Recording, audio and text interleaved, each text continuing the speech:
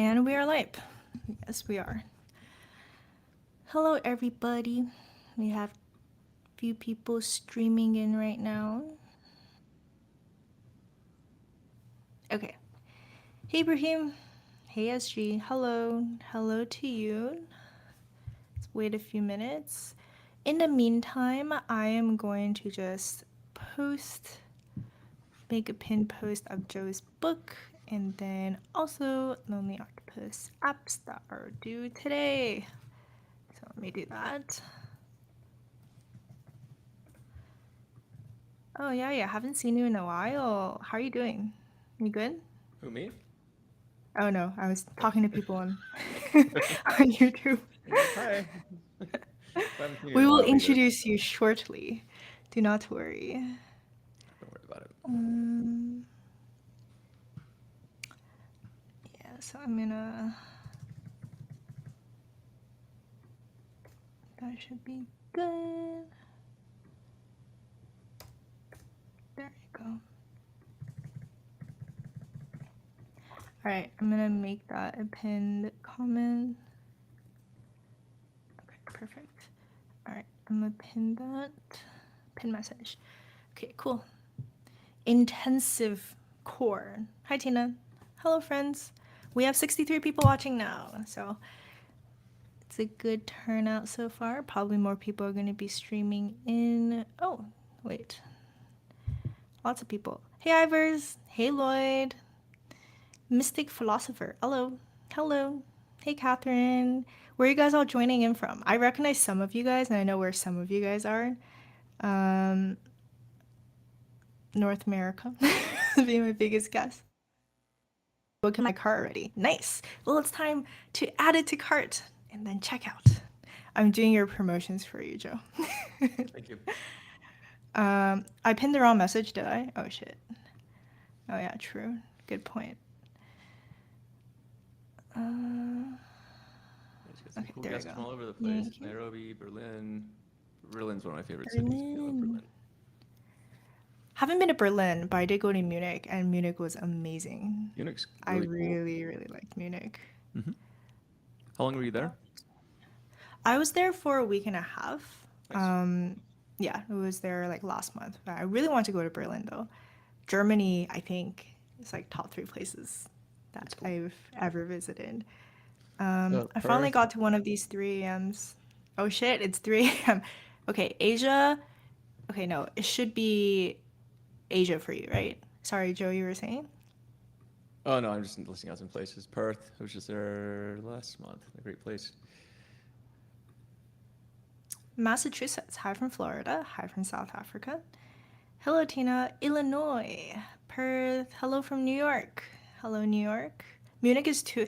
Yes, that was like what I realized as well. The thing about Munich, it's a wonderful, it's amazing, but the prices are close to SF prices, which is Mm. insane to me. So that is very much a thing. Everybody is like very well groomed, like very beautiful. I'm like, huh, looks Yeah, expensive. I looked like a total slob when I was there. I dressed like I do, and show It's up, the at tech a look. conference there, and it was just it's funny. But anyway, good town. It is the tech look. For the audience, this will actually be the whole show. We're just going to talk about places, and that's so I'm kidding. Okay, why don't we, on that note, why don't we actually get started? Good morning from Bay Area, California. Hello, I'm in South Bay right now. Hello, friends. Hello from Vancouver, Canada, my second home, Pennsylvania. Okay, Bay Area. All right, so we have a few from the Bay Area. So why don't we get started? So today's gonna be it's gonna be a chill lunch and learn. So we have all different types, but today we have our renowned data engineer, author, and speaker. So I'm gonna let Joe introduce himself. Okay. Hi, I'm Joe. I'm a recovering data scientist, data engineer, data architect, uh, run a few companies, wrote a popular book on data engineering, and now I just show up to live streams and I talk to cool people like Tina. So it's good to see you again. Good to see you as well. Yeah, like Joe, so much of what you do now is actually just is giving talks, right? Which is super cool. It's like that's your Yeah, job. it's kind of turning into that. Yeah, I find myself somewhere in the world every couple weeks giving a talk. I'm going off to India Monday to go give a talk there, and then to Dubai right after that to go give another one. So it's a tour that never ends. So Guys, that's literally Joe's life. Just think about that. He just travels. He travels to. I'm sure you do more than that, but you travel to places, you give talks. You're just living a dream life right now, which is really cool. yeah, something like that. But Something like that. Okay, so for everybody who's joining in, hello. So for rules are the same as per usual. If you have any questions, just drop it in the comments. I'll be reading them out, especially since it's going to be a Q&A today. So Joe's book is in the pinned comments. I also want to make a note if you are interested in Lonely Octopus as well. Today is the last day to apply if you're interested in working, if you're learning AI and data skills to work on freelance projects from real companies. That's my pitch. So if you have any questions about Lonely Octopus, feel free to drop it in the comments as well. So it's going to be super chill. Feel free to ask anything that you. So I'm going to actually start with a few questions that people have asked on other socials first. So the question that came up the most for people is like data engineering now is becoming huge. I mean, it was kind of like it started off pretty niche, and then recently with all of the like AI stuff that's coming in, especially, there's been a huge emphasis on data engineering. A lot of people are getting more and more into it. So first question is, how should someone learn data engineering in 2023? And perhaps a context to that, Joe, is why is data engineering becoming so popular? Maybe we can start with that. I mean, I can give my own opinion on it, but there's probably a lot of reasons why it's becoming popular. For some context, I became a data engineer out of necessity. I was a data scientist, and my background's in analytics and ML and that kind of stuff. So, but for me, I couldn't really do my job, right? Because I mean, I needed data, and I wasn't working at a big tech company, so I had to figure out how I'm going to get my own data and build the systems to do that. And so that's the situation I found myself in. And then I guess I realized I wasn't alone. I started meeting other data scientists as well who were definitely struggling with getting data. So data engineering really provides a foundation for data scientists, data analysts, and I guess application systems as well to get data for various quote data use cases, right? So I think people struggled for the longest time with the absence of data engineering. The old trope that data scientists have to spend 80% of their time getting and cleaning data. If it's done properly, it's really the data engineer that should be doing that, and then the data scientists can hopefully spend 80, 90% of their time, focus on the stuff they've been professionally trained to do instead of being a glorified data janitor. So I think it's I think, and why it's gotten popular. I mean, data is just becoming front and center. Oh wait, Joe, sorry to interrupt. You're a bit far from your mic. It's Oh, somebody saying it's a bit hard to hear. oh, it is a bit hard to hear me. Let me see here. Yeah, Okay, if I'm closer, can you hear me now? better, yes. Okay. I'm Let me moving see. myself further because I have the opposite problem I've told when I'm too loud. So, okay, I think we should be Okay. balanced now. Okay. So I'm a bit far from my mic. I'll just sit here and just do this. So, Yeah, sorry but to yeah, interrupt. I feel like data engineering is one of these things where it's just because data is more front and center with every company. Companies realize they need to make the investment in actually, you know, I think taking data seriously, right? So, better? Okay, good. Thank you. So, sorry about that. These mics, let me just crank it up just a bit more there. Cool. All right. Cool. So I think that's why it got popular. It's not like, data. So in 2012, when that Economist article came out about data science being the sexiest job of the 21st century, data engineering wasn't really a thing back then, right? But I think, a lot of companies over the 2010s invested into data, both big and small, and here we are.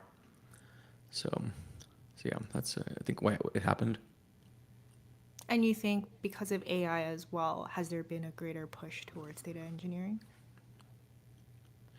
I think for this current hype cycle of AI, I think it's too soon to say. I mean, the hype cycle really kicked off, I would say, in November of last year with ChatGPT. I mean, data engineering has always been one of those things where I feel like it's been on the rise for several years, right?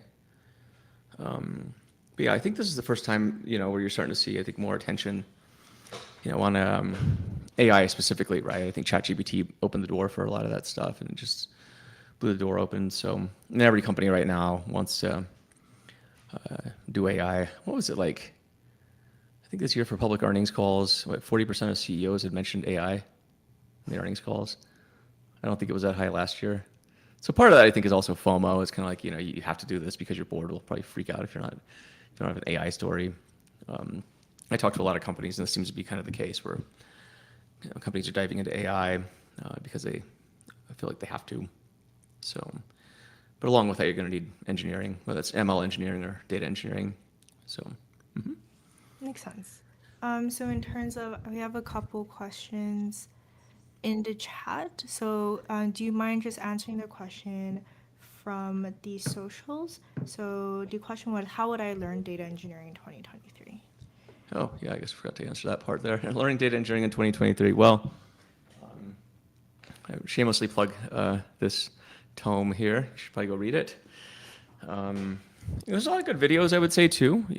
Zach Wilson, a mutual friend of ours, I think puts out a lot of good content. I think especially if you want to work at a bigger tech company. Zach's, I think, got a lot of good advice. Seattle data guy, another good friend of ours, he puts up a lot of good content as well. So I would focus, though, on mastering the fundamentals. Right, it's kind of a reason I wrote that book.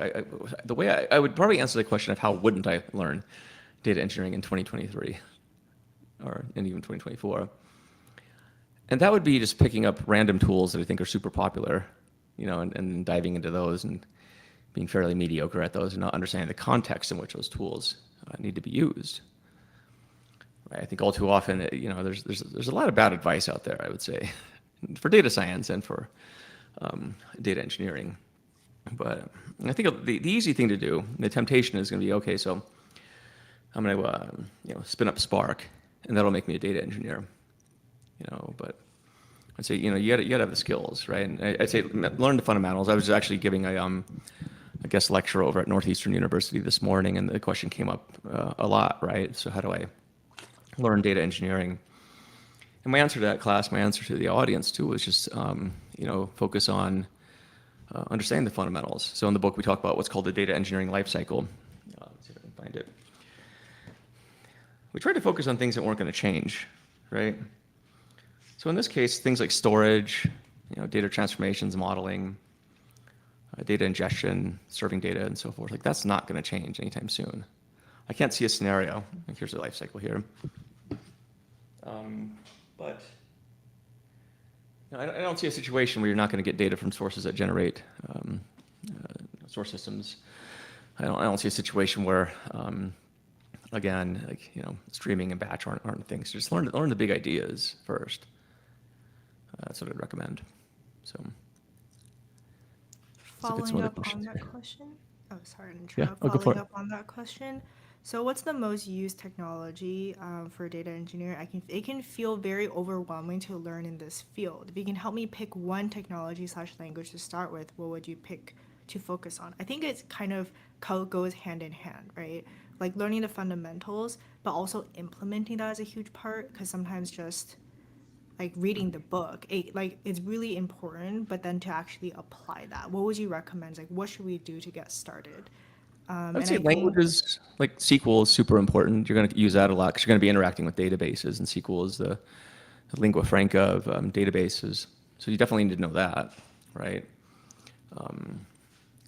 But along with that, understand how databases work, right? Don't just learn the syntax of SQL, but understand what's happening underneath the hood. So learn how to read an explain plan, for example, in a database, right? Know how query optimizers work and that kind of stuff. So understand, again, at an atomic level, like what's happening. Like that's your job. You're an engineer. You're not just a SQL junkie, right? You need to understand like what's actually happening when a database works and understand your tool. So understand the database you're using. But in terms of like popular databases, I can't say that there's a single popular one in data engineering, right? So there's certain styles that are very popular, like columnar databases are used for analytics a lot. But yeah, I would say just get to know the tool you're using and master it, right? And that's where, again, understanding the fundamentals and applying that, like you say, to your job, right? I think that's where It's where you're gonna get the most traction. So, but really just know your tool inside and out. Like that's the bottom line. Like go read the documentation. Like I wrote about this last night actually, where there's a lot of amazing tools, but it shocks me how often people don't understand how to use them. Right? Basic stuff like even Snowflake, right? You just give data to Snowflake and you can query it, but there's a lot more to it than that, right? So understanding micro-partitioning and sort of how Snowflake works under the hood is like super important, right? So just take the time, read the docs. It's not that hard, but it just takes time. So Personally, reading docs is kind of like one of my banes of existence.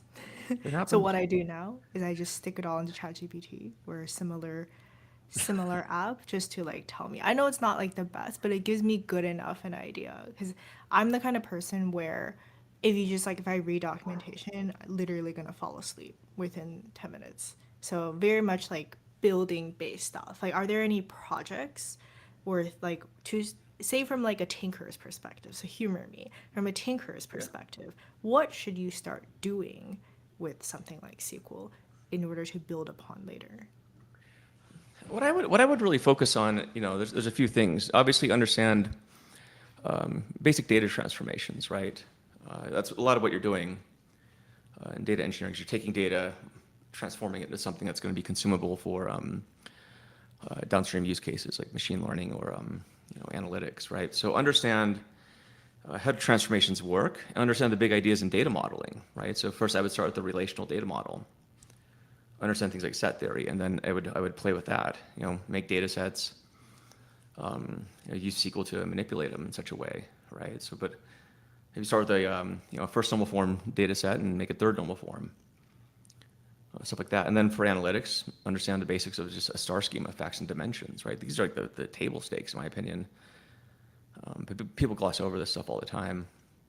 So, but that's what I would do with SQL because it's there's not much to it. I mean, you could download DuckDB onto your laptop and run that. That's pretty good. So that's probably what I would do. Yeah.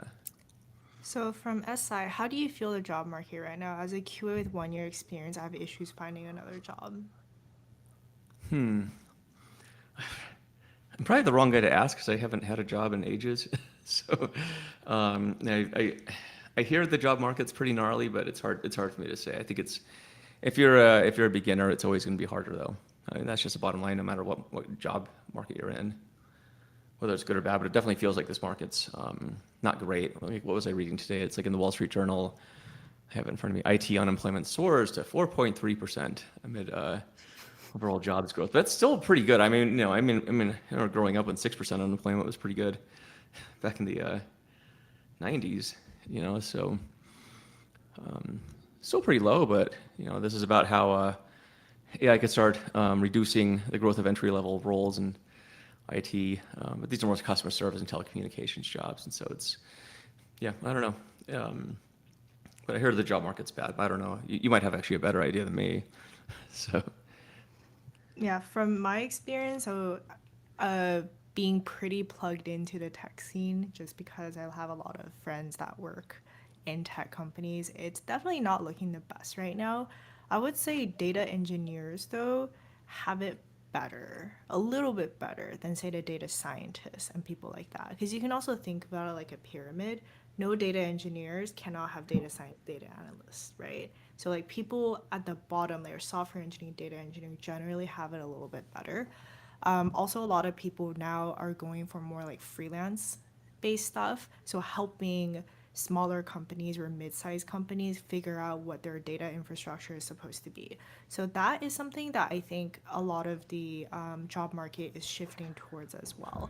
So there's obviously like full-time positions and that's like going down significantly, but yeah, somebody still has to do the work, right? So I do notice there's a lot of this kind of this kind of shift, like freelance data engineers. That was like people before was like, what is a freelance data scientist? What's a freelance data engineer? But those kind of right. things are popping up. Interesting. Yeah, I could see that. Like I said, you know better than me. So yes, what Tina said, job market is exactly that. So From Osmond, what separates a data engineer and a database administrator in terms of tools and skill set? That's a good question. I would say that these roles definitely intersect. I mean, data engineering in some form or another isn't new. It's been done in some variety for a long time. I think DBA was a manifestation of that, probably back in the sorry, my guys are killing me here. Back in the 80s, 90s, 2000s, you had database administrators. What was really interesting, I was talking to Bill Inman about this over the weekend, last weekend. He'd been around since the dawn of the industry, and he was telling me basically back in the day, you probably needed, a team of people to manage one database. Then it shrunk. Now you can have people, one person running many databases, right? But a DBA is really focused on performance tuning of a database, right? A data engineer really takes into account not just the database itself, but also the ecosystem in which it participates in. I think that's the the data engineering lifecycle as I described it, right? But I would say that the roles are overlapping to some degree, but a database administrator is very much in tune with no pun intended with the tune part, but in tune with the inner workings of a database. But again, that's being obfuscated quite a bit in the cloud. Databases are being managed for you, so you don't need as much of that expertise. That's probably the big difference. Do people go from, say, a DBA into data engineering? Yeah, happens a Is lot. that a good entry level into it? It could be. I would say that it sometimes works the other way around, where you might be a data engineer then become a DBA. I would say a DBA is an interesting job. It's a lot more specialized for sure. And but you do see DBAs transitioning into data engineering, but also vice versa. So DBA is a cool job. I mean, it's hard. It's hard work. You have to know what you're doing. So I don't think data engineers need to have that level of detail with databases, but it certainly helps. Like I said, if you know your tools well, then you know your tools well, and you can do a good job. But it's, yeah. But DBA, it's interesting because I feel like the term is sort of going away in some geographies. It's just not a sexy title anymore. It's kind of like a sysadmin or something. It's an IT job. But depending on the company you're at, that very well could be what you're doing, especially if the company's doing a lot of on-prem stuff, right? And you're having to manage a database, and especially older databases that need babysitting. You better know what you're doing, because you breathe on these things, they could break. And I've seen this happen. I've seen some companies with these old 1980s era mainframes that still run their businesses. This is not uncommon. You look at these things wrong and they just stop working. So it's catastrophic. So you really Casually.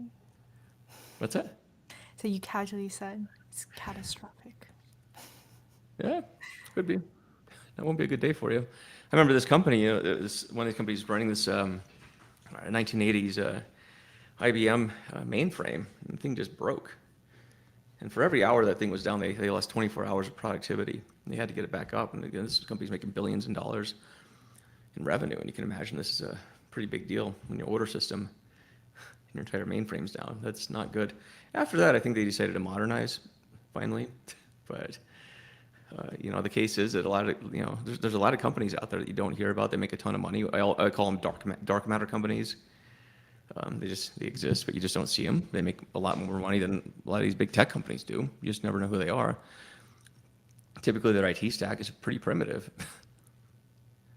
That's really interesting. What would be an example of that? Kind of like the company I just described, right? That's a good example of it. They're one of the biggest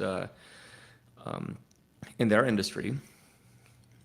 They're making billions a year. But the thing is, it's like the technology of these is very creaky. So, but that's just how they choose to run their business, and it works. And well, it works until it doesn't. But that's I see a lot of companies, and this is I would say it's not uncommon. It's pretty common. So, Natiza, do you have an example? Oh, sorry, you were saying? Oh no, I'm just looking at some of the comments here.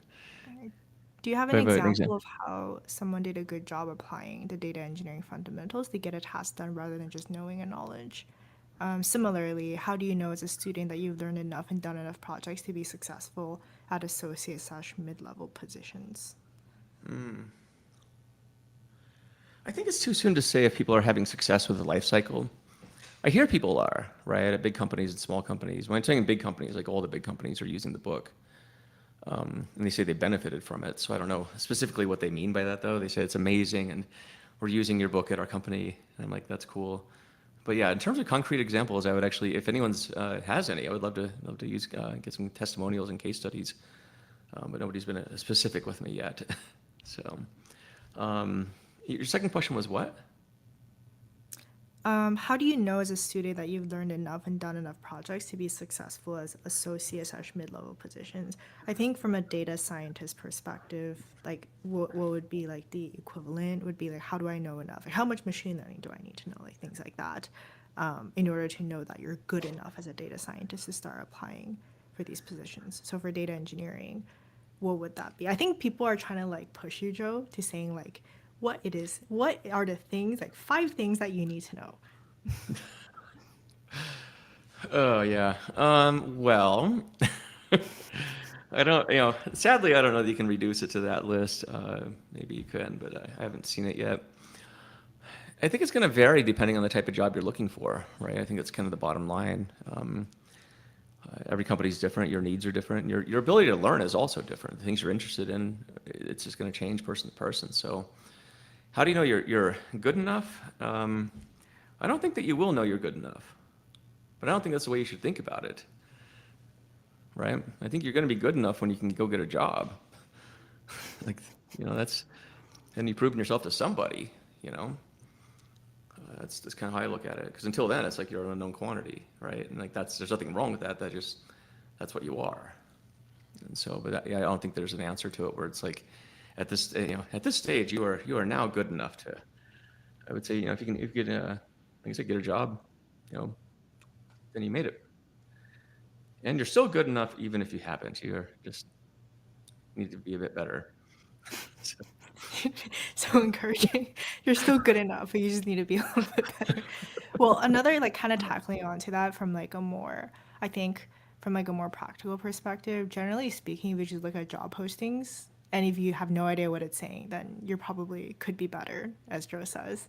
And for job postings, if you can understand like half of it, it's usually fine. Because the perspective that I think works really well is like just learn stuff enough to get the job, and then you realize at the job that's when everything, like that's when you actually learn a bunch of stuff, because it's very difficult to say what a data engineer does, because it's once you get that job you're like, oh, like there's all these things that you couldn't have just thought it in your brain that is yeah. necessary to do. So Oh yeah, yeah. and you're going to feel dumb. Your first few days, first few months on a job, you're going to feel like the dumbest person in the room. You might be too. That's the reality of it. You should assume that you are, though. Don't go into this thinking you know everything. You should assume that you are actually the most incompetent person at the table, but you can learn everything, right? And that's kind of that's what you need to know, is that people don't expect you to be great, unless you're a senior level, in which case you wouldn't be asking this question. But they expect you to stumble. But just pay attention and listen, right, and have humility. I think is how you got to do it. But but I say, yeah, the job posting is an interesting one. Like I said, I haven't had to look for jobs for ages, so it's probably the wrong guy to ask for that. But I do like that rubric, though, of looking at the job listing and understanding what might be needed of you. That definitely helps. So you should do this if you're applying for a job anyway, but but definitely understand the technologies and stuff that they're asking for. I would say that's kind of table stakes. You should do that. Mm-hmm. Yeah, I like to approach it from a reverse engineering perspective, as opposed to like just trying to learn all the things that somebody on YouTube tells you to, Yeah. and whatever is like hyped up on LinkedIn, which is like one thing that's at least like 10 things a day. You're like, oh my God, like I have to learn all these things. Just do a look at the job postings. And it's like, if they tell you that you have to like, I would say if I were to hazard a guess, like SQL is going to be there. Like if you don't know any SQL, that's probably going to be problematic. From Joy, do you have an example? Wait. Sorry. From Moises, why do data analysts think data engineering is overhyped? And I like this question. Are you happy, Joe? Are you happy with your career path? Why are you happy with your career path? Assuming that you're happy. Are you happy, Joe? I'm very unhappy. I'm just kidding. Data analysts think that data engineering is overhyped. I don't know. I have no answer to that. It's kind of a weird question. So, I mean, why would you think that data analysts think data engineering is overhyped? I actually wouldn't know. I didn't know data analysts think data engineering is I overhyped. didn't know it either, but I think data analysts are overhyped. I'm just kidding. I mean, you're like half kidding. I would say like data Well, I mean, I engineering is like used to again. be one, so I mean, I know what the job entails, right? I know what a lot of these jobs entail because I've done them, you know. So, is it overhyped? I don't know. I think it depends who's asking the question and why you would ask it. As I don't know. It's a weird question though. I'd say it's underhyped if anything, but that's my personal bias. I mean, hey, I wrote a book, so it's the fundamentals of overhyped data engineering. So. Um, As to the second question, am I happy with my path? I mean, I think when you get to be my age, you, I don't know, you just accept things for how they are. Not much you can do about the past. So, But what about like describing what your path is? Also, Joe, the thing is, you look a lot younger. I thought you were a lot younger. I'm 80. Yeah, Personally. it's crazy. So, uh, Mother Duck, what's up with that? It's a company. So, make databases. So yeah, my path is always it's been very circuitous, I would say, right? There wasn't like a linear path. Um, I mean, I quit college when I was a young kid. I started college when I was pretty young, and then quit. I want to go rock climbing for years. That's what I did. I just lived in my car and climbed. Ended up in Salt Lake City on accident. I thought I'd be for 3 weeks. Went to school here, studied mathematics, right? And then I was going to be an actuary. I was like, I don't want to do that. It sucks. I've been doing this fellowship thing for like 10 years. And so after that, got a job working in a fast-growing company. I started out as an analyst and ended up doing, I guess, whatever data sciencey stuff you call it these days. And then just, help random jobs. It was always a theme of data, but back in the day, data wasn't like a sexy thing. It was a job you got because you're kind of a loser. So, um, data back then, we didn't talk about it as data though, right? You were just helping out sales, marketing, finance, supply chain, whatever. So it's kind of what you looked at. And I'd say then I got into some startups back in the day, doing machine learning, automated AutoML, and then other startups. Yeah, just kind of went from there. Then I think several years ago I decided to go off on my own, and that's what I did. So there was no rhyme or reason to it though, right? But I always wanted to do what made me happy. So I think that's kind of my path is just, I think, doing things that felt good at the time. Probably made some mistakes along the way, but don't we all? But I never subscribed to the idea that I needed to follow what somebody else was telling me to do, right? I think that's being a product of being a kid from the 80s, but just, I don't know, it's a different world back then. So, like my family never put a lot of emphasis on college. I don't pressure my kids with college, for example, even though I teach at a university as a professor. I think college in a lot of ways is kind of a waste of time for a lot of people. So I think that's what makes me happy. is giving horrible advice to people. Don't go to college. Just kidding. Please. I mean, Grain of if you don't salt. want to, don't go. I mean, I think it's highly overrated. If you want to talk about something that's overrated, I think the amount of money you pay for college and what you get out of it, I think is often a waste of time. Especially in this field, right? I mean, depending where you want to work, but tech is still very much a meritocracy. So, it's not like going to dental school or something or becoming a physician where you kind of have to do this. There's not a lot of gatekeeping, right? But that's tech. I think it depends on your goals, though. But what makes me happy, I think, I'm very happy with what I'm doing now. I'm doing what I want. I have control over my time.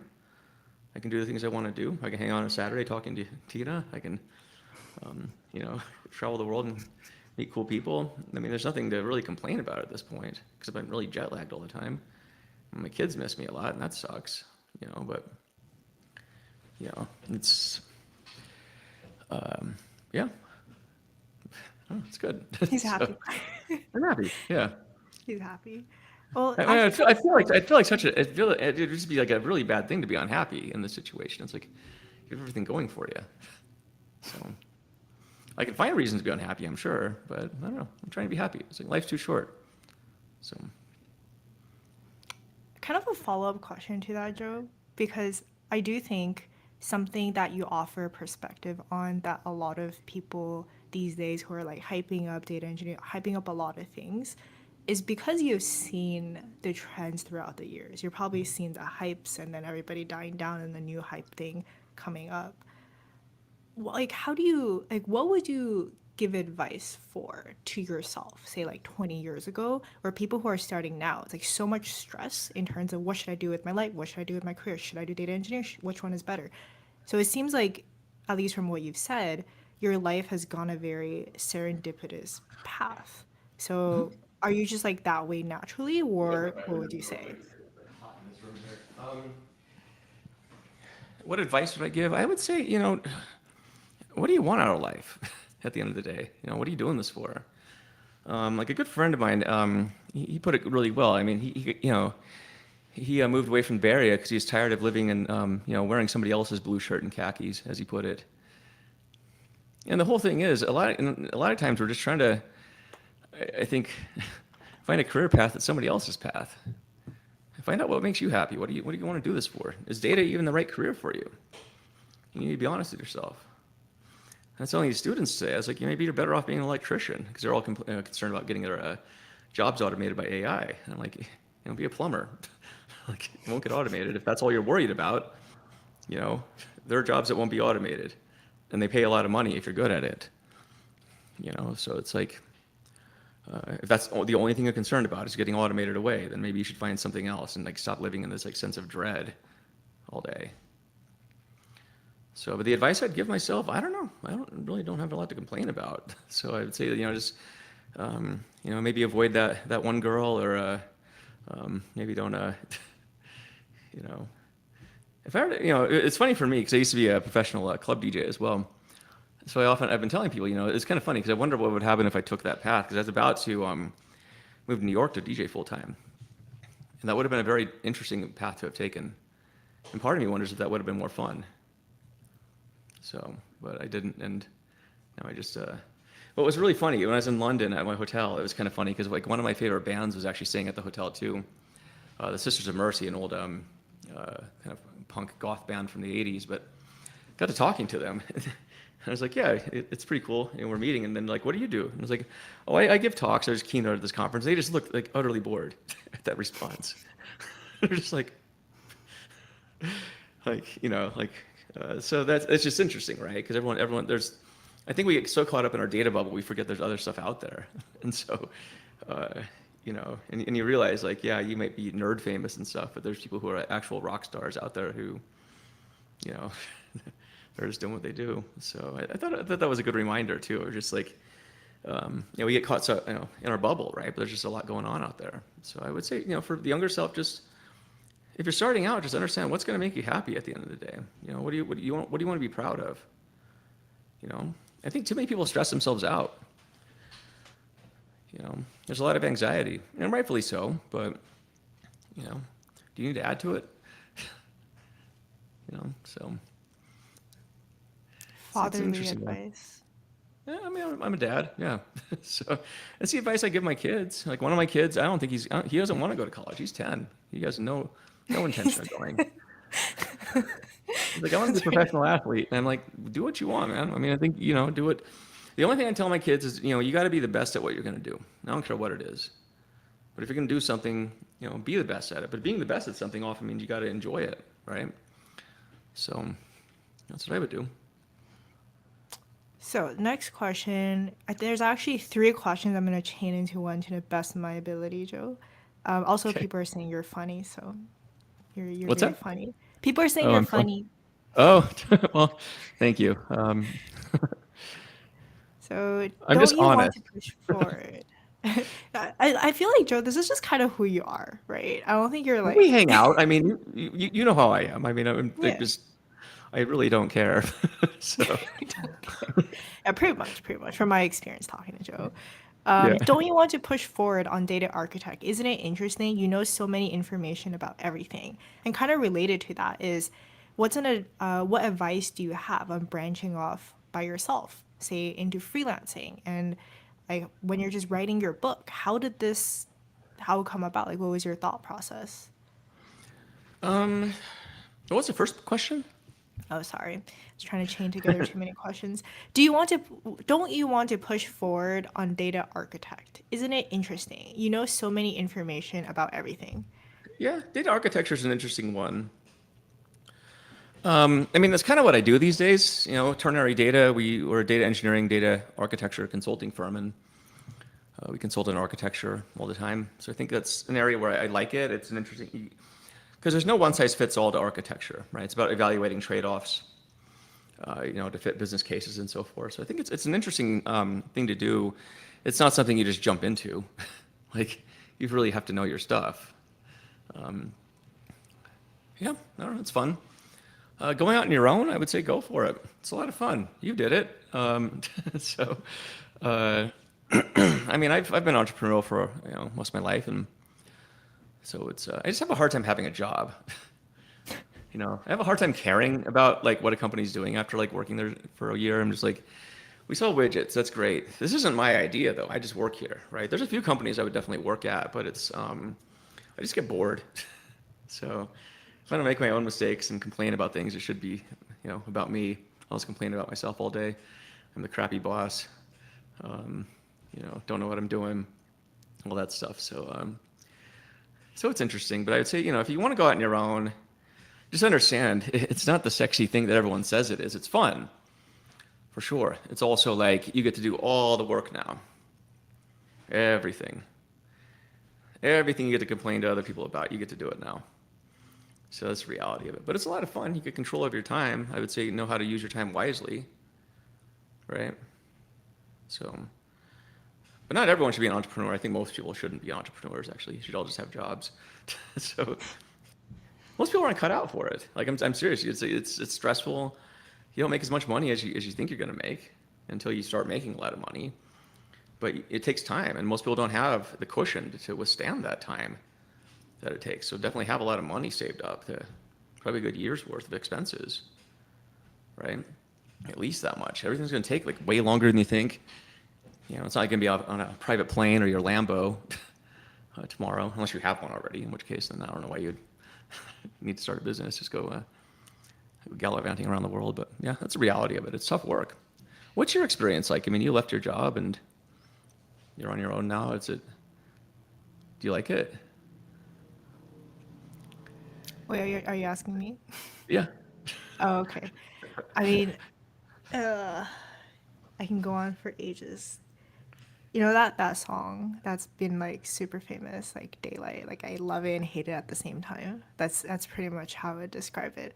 It's like I pretty much have a panic attack like every single morning, or like I just freak out every single morning. I'm like, what am I doing with my life? What's happening? What's happening? Why did I quit my job? Like I have no career. What is my career even? Like I run a I make YouTube videos and I run an Octopus program. Like, what the hell am I doing? And then I'm like, oh, like this is great. So it really just alternates a lot Yeah. between those two things. Especially because on my side, I actually did quit my job relatively early. So I do panic about that. Like I tell myself, I mean, you know what? I've had that experience. I worked at Meta, done Goldman Sachs, have a degree in certain things. I know, Joe, you don't believe in degrees, but like I tell myself, you know what? Like I'm I gonna have try one, but this out. Okay. If yeah. it doesn't work out, like I'm gonna find I think I don't know how to do a lot of things, but the one thing I trust myself enough is like I'll probably figure it out. That's like the one skill that I realize about Yeah. myself. Like I don't know what's happening, but I'll probably figure it out. So that makes me feel better in general. So I think okay, so that question leading on to any advice on smart path to freelancing as a data engineer, and then in your case as well, how did you get into writing a book? Like did it just flow with whatever it is that you're doing, or is it like an intentional thing? If you want to freelance, I would say get this book, The Consulting Bible. Save you a lot of time. You're going to make a ton of mistakes freelancing. I'll tell you that right now. There's a really good podcast called Ditching Hourly. I would say get that one as well. Listen to it. But you're going to make every mistake in the book. That's how it is. So you're going to undercharge. You're going to be overworked. Clients are going to hate your guts until you get systems in place, right? So another good book is the E-Myth. Understand that book. So the whole notion is work on your business, not in it. Don't be the technician. You can be, but you got to run it like a business, right? So yeah, I would say that that's what I would do. And start slow. It's like you could work at a company and get some clients in the spare time and figure it out, right? Do it in a low risk situation. Don't just jump into it and say, fuck it, I'll just quit my job and become a freelancer. Unless you have to, like you get laid off or something. Maybe that's a viable option, but it's like freelancing it's a ton of work, right? You actually have a worse job in some ways. You don't have benefits. You don't get catered lunches anymore like you do in the Bay Area. All your friends are gone. Like it's a lonely path. You know what I'm saying? It's like, why would you do this to yourself? So, so that's what I'm saying. It's like, yeah, and just know, and figure out a niche too. Just saying you're a data engineering consultant, I would say, is like not good enough. Like figure out what is it that you're really good at, and hone in on that.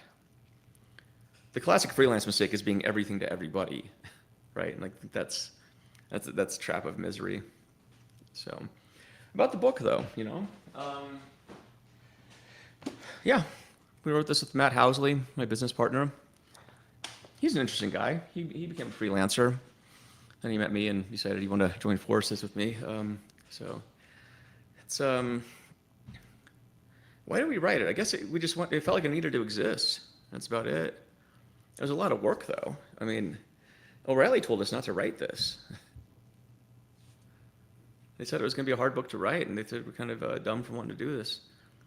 And we said, well, we're really dumb people, so we really want to do this book, so let us do it. And so we did it, right? But it was hard. Having a co-author is hard. I mean, Matt and I couldn't be more different personalities. It's a surprise we can run a business together, let alone write a book, and that almost ended us, frankly. It's like I'm an absolute maniac when it comes to books. So, very regimented. Every day I'd write. Matt, he'd wait till the weekend and crank out 20 pages, 30 pages, or whatever. So it's just completely different. So, but I'd say the book writing process is good. There's no better way to understand a subject than to write a book. There's no substitute for understanding something versus writing it. And writing a book forces you to think about the entire story arc from end to end, and think about a subject from end to end and all the details and how they fit together. It is an incredibly hard book to write, but I would say I would do it again. I'm doing it again. I'm writing a new book right now, but it's not for everybody. I'll tell you that. So you have to be slightly insane to want to write a book. But you can use ChatGPT now and crank out books, I guess, if you wanted to do it that way. But your books probably be quite horrible. I was reading the other day, who was it? Amazon put a cap on the number of books an author can release each day. You can release 3 books a day, an author can. Think about that for a second. That's insane. That's like almost 1,000 books a year. But that's because everyone's using large language models to write books now, so it's interesting. But Putting you out of a job? No, I'm kidding. Probably not. no, I mean, in fact, it's actually better because if everyone wants to make crappy books, I mean, the bar just for quality books, I'm not scared in that way. I'm actually happy because it just means everyone's taking the easy path. So you're going on quantity, not quality. But it's an interesting one. Oh, sorry. Go on. I know what you said. I was saying another question, kind of changing paths a little bit, is what do you think of Databricks' credited platform for big data if you've worked with them? Yeah, we're a Databricks partner. Turner is. Great platform. Is it they asking about getting a certification or something, or what are they? Yeah, Databricks credited platform. I think they mean certification.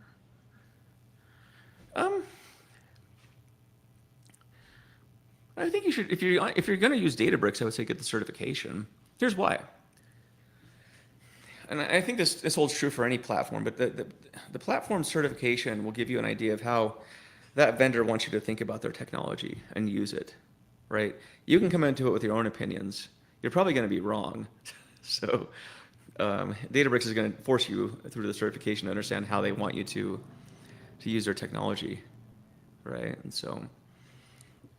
And plus, it's a good signaling thing. Like if I'm hiring for a Databricks professional, it's like if you took the cert, that shortcuts the interview process. I don't need to ask you a bunch of questions on it. You already took it. So assuming you didn't cheat on your exam, which is impossible to do with these things normally, they expect you to probably know it. So I think it's good. But I'd say the same thing with AWS, Azure, GCP, Snowflake. Certs are good. I think the certs are awesome. I have a lot of certs. Therefore, I'm really awesome. I'm kidding, but yeah, no downside to it. I say it's just the time it takes to study for these things is a bit atrocious, but that's how you learn how. Again, back to the notion of going deep on your tools. This is part of it. Investing the time, right? So I don't see any downside to it. I think you should do it. Collect all of them. I'm kidding. Joe, your sarcasm is gonna get very lost. I'm just saying. Do you want to I know. No. clarify what you're talking about right now? So Joe does not believe in formal education, but he believes in getting all the certificates. Well, I believe in formal education, depending what you want to do. I think that I just think in a lot of cases, to clarify what I meant by my earlier statement, I think college is a waste of time for most people. I think college is a waste of time for most people. I don't think most of the degrees that people get, you could get. I mean, there's that old Goodwill Hunting saying where you could have gotten this education for $1.50 in late fees at the library, right? The education that matters at the end of the day is how you continuously educate yourself. That's the bottom line. Like, how are you? After college, most people don't read books, for example. They never read a book again. That's crazy, right? So why'd you get a degree? In most cases, it's to signal things, right? But I think the people I've seen who are the most successful I've seen in life are the ones that just continuously learn because they like it, right? And I don't think college really signals that. I mean, the barrier to entry to college is pretty low, and it's super expensive for a lot of people. I think you just need to evaluate if that's worth your time or not. But I mean, I read all the time. Probably read 1 to 2 books a week. Probably 100 articles. And it's like, that's how you stay sharp. At least that's how I stay sharp. I'm not saying this is what you should do, but yeah, I know my sarcasm. I have very dry humor, so it may You're not come confusing across. people. They're just like, You're what am I actually supposed to confusing. do? No, it's okay. Like, yeah, you have a very, very dry sense of humor. Okay, Yep. but you do believe in learning more things and reading books, Yeah, correct? And learn you more do things. think Read more books. some certificates are good. Yeah, and I think again, if college is what you want to do, just know why you're paying the kind of money to go there, right? Like if you want to be a physician, like you kind of have to go to college. I don't think that's you can go get a fake doctorate, I suppose, and get arrested. But yeah, but and again, I teach at university. I'm a professor. It's not like I don't know this, but I see students spending money on stuff. I'm like, why are you here? Like this Why isn't. are you here? Some of them, I'm like, why? Just you're just saying it as it is. But anyway, I'll shut up because I'm gonna get myself in trouble. It's fine. Yeah, yeah, Sorry, degrees. my So this is a good point, though. yeah. Degrees mean a lot to international students and workers who need a permit to work in the first world country. Oh yeah, That that's a is big one. a very good point. Yeah, that's a legitimate point, right? And I would say to follow on with that. In the curriculum that I teach in, a lot of it's international students. I teach at grad school, right, at the University of Utah, and most of the students are international students. They have to be here, right? And this is their success ticket. So again, I don't see anything wrong with that. Those students also work their ass off. By the way, it's like, because they're here. They come from very competitive nations typically, not like the U.S. The U.S. is like, it's a joke. There's no competition here. So, but that's the culture of it, right? But these people, a lot of people I see, especially international students, yeah, they're here because they know why they want to be here. They want to, work hard, get good grades, get a great job, and I think that's admirable, right? So if that's what you want to do, you should totally do that. Yeah. So now I just utterly confused everybody with what I just said previously, but the international students, I got nothing but mad respect for them. I wish the U.S. laws on international students, I think, is stupid. I think we should be accepting these people in and get, and I don't know why the visa process has to be so onerous on, especially, highly skilled tech jobs. I think we're doing ourselves a huge disservice as a country, but that's out of my pay grade to fix that problem. So, but you're dealing with a government that can barely function right now. So I don't know how this is going to get fixed, but it's the unfortunate reality. But yeah, but colleges, I think you're absolutely right, Tina. College is the ticket to prosperity for a lot of people who weren't fortunate enough to be born here, right? If you come here and have to get an education, then that's awesome. So another question is, bro, how big is your company? How many people? It's really small now. It's just Matt and me again. We had a team of people, but I think when the book took off, we decided, we don't need to do data engineering services anymore. I just gave my employees to my friend. So that was, I miss the employees, but yeah, it was a good company. But I think I'm much happier running a very small operation. I can just move a lot faster. So So there were a couple questions earlier back that I did want to address because that also showed up yep. in the socials as well. So there's questions about distinguishing between things like where does a data scientist job end? Where does the data engineering begin? Like, should we just be full stack on everything? I think that sounds like counter to what you were saying earlier about not being full stack on everything. And like, do data engineers do things like feature engineering, things like that?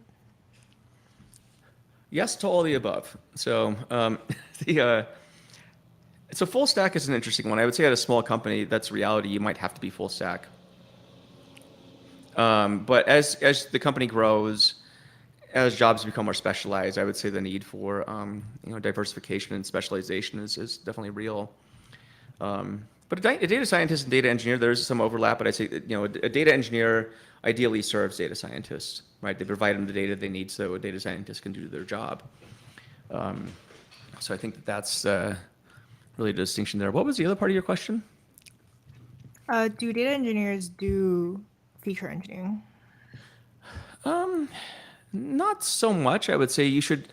I think a data engineer should know what feature engineering is, know the basics of it, know what good feature engineering looks like and what bad feature engineering looks like. Know the big ideas in it. Like categories, categoricals and how to treat those and imputations and all that kind of stuff. But at the end of the day, it's like a data scientist really should be doing that. But a data engineer might be called upon to set up a system that does that. Absolutely. So you should at least know of it and know how to do it. But depending on the place you work, though, it may not be necessary. Again, I mean, you used to work at Meta, where maybe you're doing feature engineering, but I don't know. But data engineers, yeah, it's interesting. I think it's highly dependent on the company you work on and the problem you're trying to solve, right? So again, there's no one size fits all. But as we point out in the book, at least be aware of feature engineering. It will come up if you're doing any machine learning. So 100%. Know all the big ideas. That's kind of the bottom line. There's no shortcut to it. So, I really like that. Like obviously with your book as well, the fundamentals, like so much of what I say, I sound like a broken record, is understand the fundamentals of things because it makes the yeah, technologies make sense. If you just try to sit there and memorize all the technologies and how to use them, and you don't understand what's happening under the hood, all of this will seem like magic and everything will seem disjointed. But really, if you understand what they're all trying to solve, then it doesn't feel as overwhelming anymore because they're all solving bits of a fundamental problems, fundamental things that are part of what needs to be done. So with all the AI hype as well for people, yeah, they're like, oh, should I learn this one? Should I do that one? Should I Hugging Face? Should I do these? Should I do that? If you actually understand where that's coming from, it's like how it is that these large language models work and what are the like how it's being tweaked for different large language models, then they all kind of make much more sense. So I think yeah. it's like very similar. For sure. Like a really wonderful book that my friend David wrote was a second edition of generative deep learning, for example. Right. I would say pick this up and other books like this, but it goes at a fundamental level of how does generative deep learning or generative AI work. Right. I mean, this is a first principles type of book, and absolutely to your point, Tina, it's like you could spend all day looking at. I mean, crap, in generative AI. I mean, how many packages, how many white papers, how much advancement happens on a hourly basis, basically. If you tried to keep up on top of that, you would go insane, right? And so you're absolutely right. Like, understand what's happening under the hood. It makes it a ton easier because what's happening under the hood doesn't change as much. You're talking about tiny tweaks on things, but yeah, I mean, amen to that. That was very well put. So I thank you. I actually did you're have a smart, Tina. What's really, up? oh, that means a lot coming from you, Joan. I'll I have to like live you. up to You're that good. standard. Yes, that's because you're here. That's why you're here. You can memo me Um, $5 later. Don't worry about it. Just kidding. buy you a coffee next time you Okay, come to thank you. SF. I'm actually in SF next month, so Oh, okay. Well, yep, hit me up. I should be will here, do. probably. Yeah, I sometimes awesome. just randomly leave too, so I know hit you me do up. that.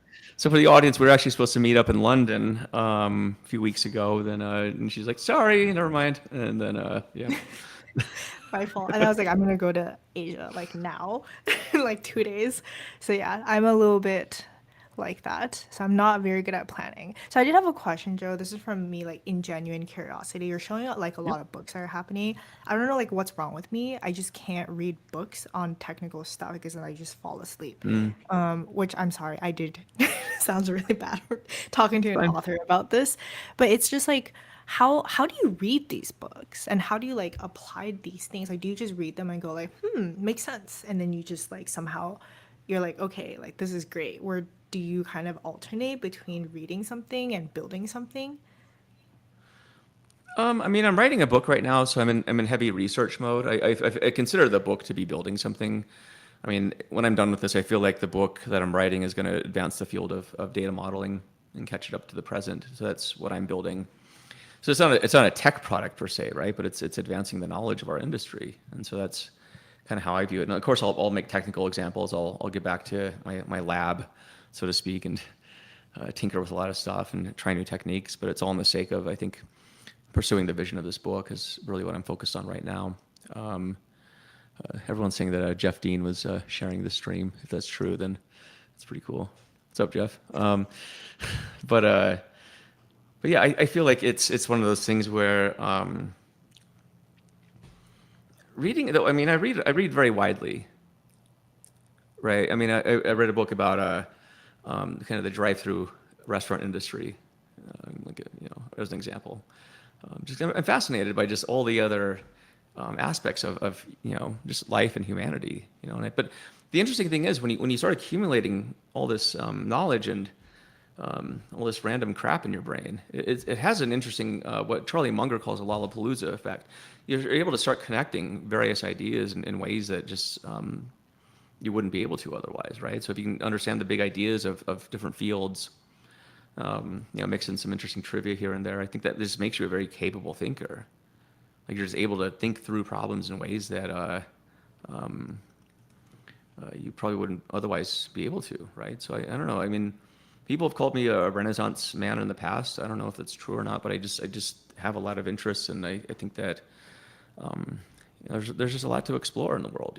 There's a lot to see, and a lot of things to understand, a lot of good ideas that you should think of. Like I nerd out on a lot of stuff. Like what was the book I was reading the other day?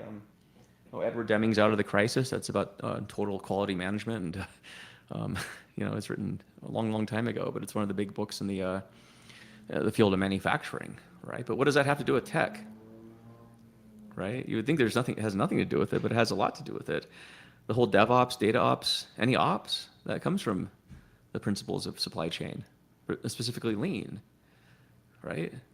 About reducing waste and bottlenecks. That's all it is.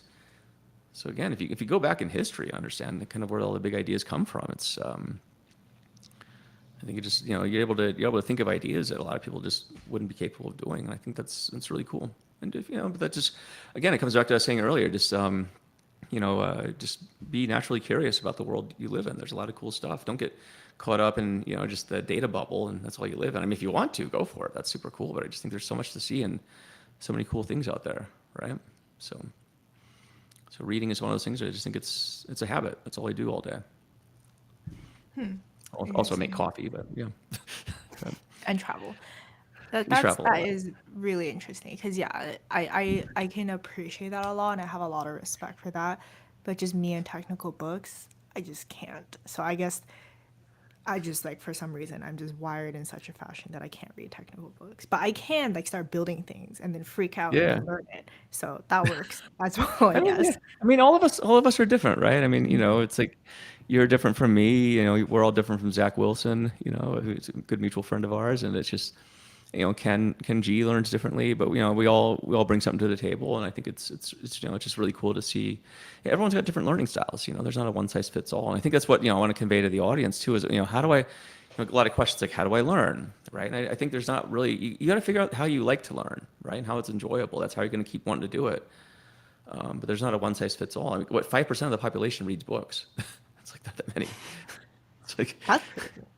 5% of the population reads book. that's what I read somewhere recently. Yeah, and I was like, huh, well, that sucks. But for but that doesn't mean that books. I mean, that's how I read, you know, again, we're probably the exact opposites, right? Like you don't read documentation. I'll read it from end to end. That's why I learn. But that's just how I do it. I don't know. But other people, it's like that would kill them. Like probably literally, your brain would just like implode on itself. It's like I'm so bored. So That's me. That's yeah, definitely me. you'd be in a coma, and it would suck. So anyway, yeah, it's an interesting one. But yeah. What Anyway. about you guys? Leave it in the comments. I'm curious. Like, are you guys the kind of people who can just read a book or like specifically a technical book and then just like, ah, yes, I understand now? Or are you guys more of like build things and then like me, it's like freak out and then like, oh, I better learn these things and then eventually learn them or something in between? Like, are you into like text-based stuff? Are you into video-based things? I'm curious to learn about. It took a very long time, I think, for me to figure out what I learned best because I just don't do well with traditional school. Like even when I was in college, Mm. I didn't go to class because if I go to class, I'm just gonna fall asleep within 5 minutes. Like that's just apparently how I operate. And then I would, pretty much it's like an exam or like an assignment due, and then I like freak out a week before or like 2 days before, and then I just learn things by just figuring it out. And that was like a rinse and repeat kind of thing. And when I was in school, I was just like, what's wrong with me? Like, why am I like this? Why Mm. can't I just sit still in class? But now I'm just like, well, I guess this is just the way that I am now. Yeah. And that's especially hard for technical subjects when I first started out because you can't just like cram everything usually like within a short period of time because there's a lot more nuance. It kind of builds on top of each other. It's like if you don't know the fundamentals of data engineering and you try to go build a data engineering project, that's probably going to be a little bit hard. It could be, yeah. And I think to your point on tech books too, like there are a lot of terribly written technical books. I think most of them are pretty bad. And here's why. Because and this is something we tried to avoid in our book. We tried to write our book very simply, right? Like my wife, she read the first part one of the book and she understood it, right? She's not technical. She works in finance, right? So, but a lot of books I feel are written so the author can show off how smart they are, right? And that makes for a really bad book because you're cramming a bunch of technical examples in an already dry field in such a way that it's very hard to. So you always, the thing I always keep in mind when I'm writing is that does it serve the reader? If it doesn't serve the reader, then there's no point in having it, right? And so I think I do apologize on behalf of the publishing industry, but I do feel that a lot of technical books are pretty crap. To be fair, they just you can tell, like I said, the authors they're trying to serve their interest and not the interest of the reader. When you're serving the interest of the reader, the words should just flow. The example should flow. Everything just flows very organically, and then people just get it. And so I can't blame you, but I also feel like the way that subjects are taught in school, for example, is much the same way, right? Like mathematics, for example, the way it's taught is abysmal. Like everyone gets math right, right? And I don't think people are stupid. I think most people, for the most part, have intelligence. Like they're capable if they're taught the right way. There are some people who are dumb as a brick and they're hopeless. That's also true. But I think the vast majority of people are fully capable of learning, but the way subjects are taught is just terrible, right? And so it's one of those things where I feel like I've been thinking a lot about education and just how we can improve it. Because I feel like the biggest gap that we have in our industry right now isn't tooling at all. We have wonderful tools that we can use. I wrote about this last night on my Substack, and it's something I've been ranting a lot about. But I feel like the biggest gap right now is just education, knowledge of best practices, and just leveling up on that. Like how do you really level up as a professional versus getting fancy tools, which will, I think, ultimately distract you. So that's what I've been thinking a lot about. Education. Someone recommend that you read your book on YouTube so they can just listen to you read it. I could do that. It'd be like what Mr. Beast did, where he counted to 100,000. Um, if I was entertaining as that, I could though. That might be kind of fun. I mean, I think there might be an audiobook coming out in our book. I've heard some rumblings of that, but I don't know. Yeah, it's an interesting one. But I think that to your point, maybe there's some videos that we could probably do to sort of encapsulate the core ideas, and that's something I'll be stay tuned on that. I'll be announcing something earlier next year along that line. So Yeah. That is something I actually want to point out. So audiobooks, those I can concentrate on audiographically as well. So I agree with that. Does anybody watch like YouTube videos, like watch them, do like technical stuff, but you're just listening to them? I actually do this a lot personally.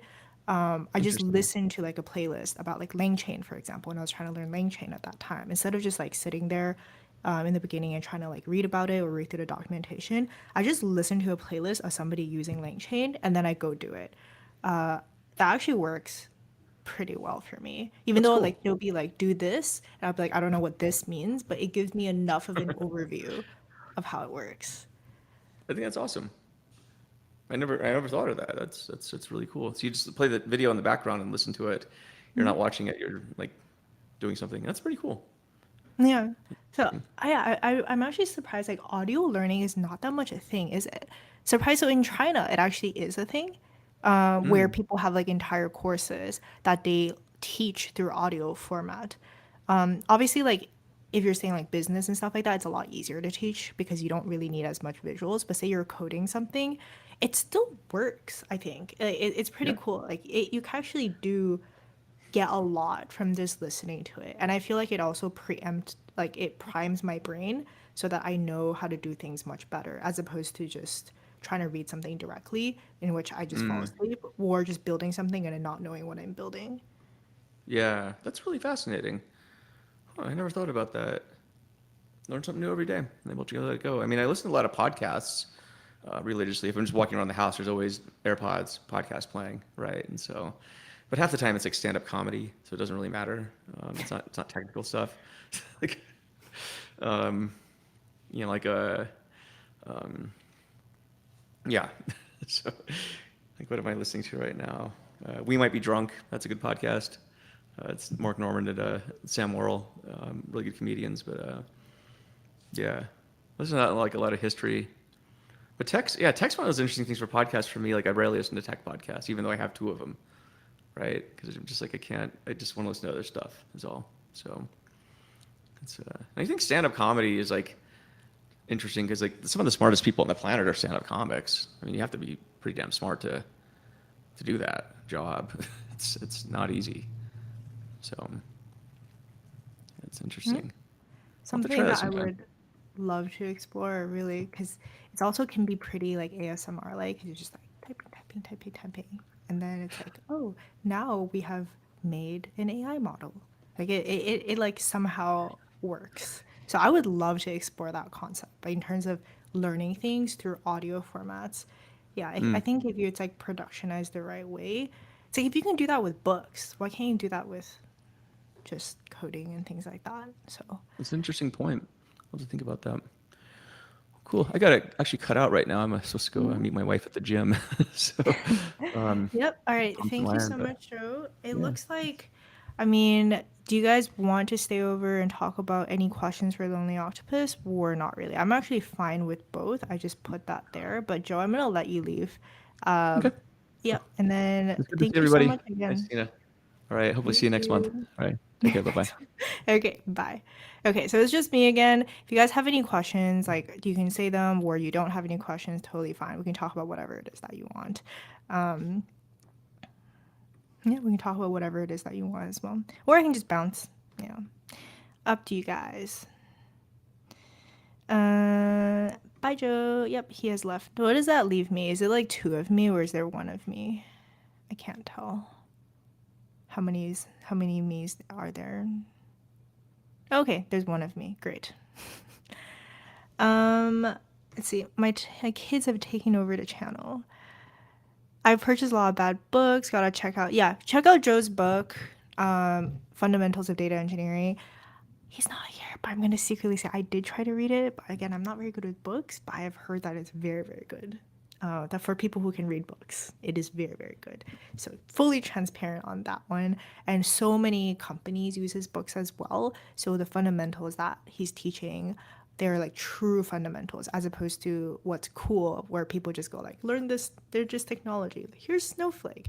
Is it Databricks? Like which of course can be useful, but it's much more important generally to learn fundamentals. Like even now, when I'm building these like cool AI apps, right? Instead of just, there's like so many applications that are out there that you could use, but just simple things like what are large language models? How do I call one? Snapping on a UI, maybe putting on a database, like these things, and like, LangChain as well. There's so many apps that are actually just built off these technologies. So if you know how to use these fundamental technologies, your life, you just realize it's just so much easier, so much easier. So I'm actually going to make a video about this, like some tech, like from some like beginner AI products for people to use, but I really just recommend, like if you're going to do anything, there's like this deeplearning.ai, by the way, it has like really good free courses.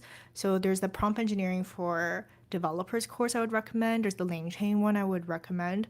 And then in terms of like building projects and stuff, that's pretty much all you need to build like an AI project. You can also just tap in Streamlit, something like that.